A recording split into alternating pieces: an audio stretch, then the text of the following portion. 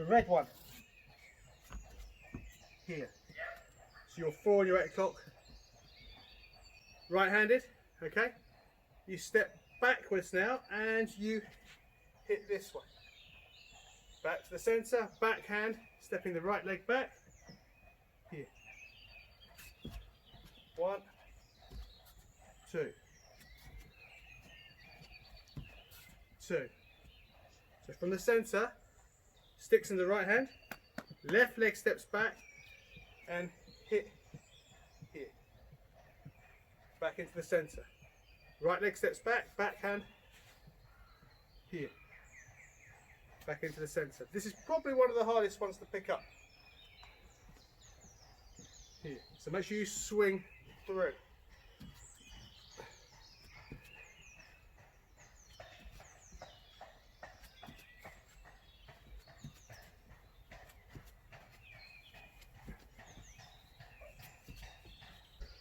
Right-handed, and put your right leg in front for the minute and go in a 4-hand chamber. All right. The first strike we're going to have is called a slash. Right. It crosses the centre line. So from here and comes to the neck. All right. Backhand here, and you're back where you started. So that crosses and cuts through the centre line and ends up on the other side.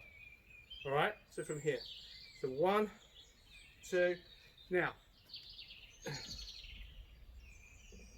if you take this angle here, you see this?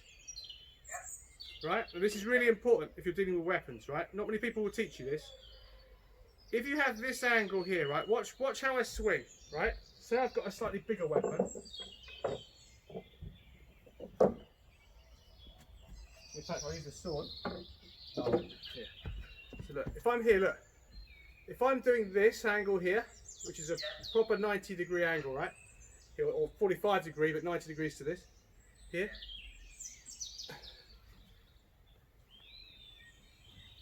Can you see what happens? Under pressure, and I know, I've experienced this, right? Under pressure, I leave all this open. Right? And some of the worst hits I've taken have been to the bicep on here. Okay, because I've gone in really wild, under pressure, adrenaline, fear, like this, like that. It's open, right? I prefer this. Can you see that? Hourglass. All right? Because now watch. Bigger weapon, a heavier weapon. See? It's gone from this to this, and also I get dropping energy, dropping power. So I drop the power here.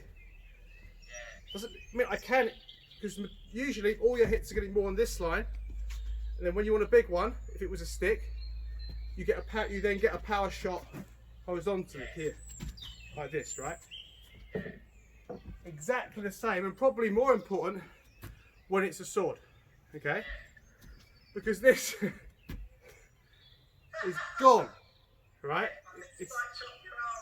It's now gone. So let's see these angles.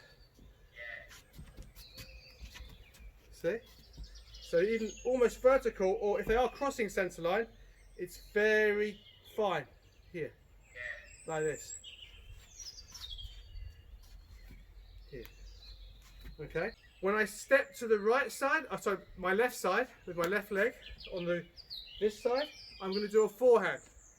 And it's going to come through, and then I step the other side, it's a backhand.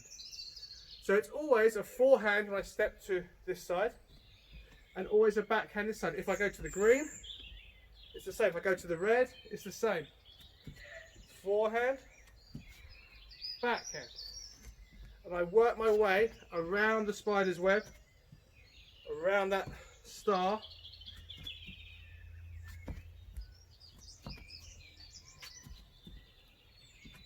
Sometimes I might go, especially on this one, especially on the greens, I might go more horizontal.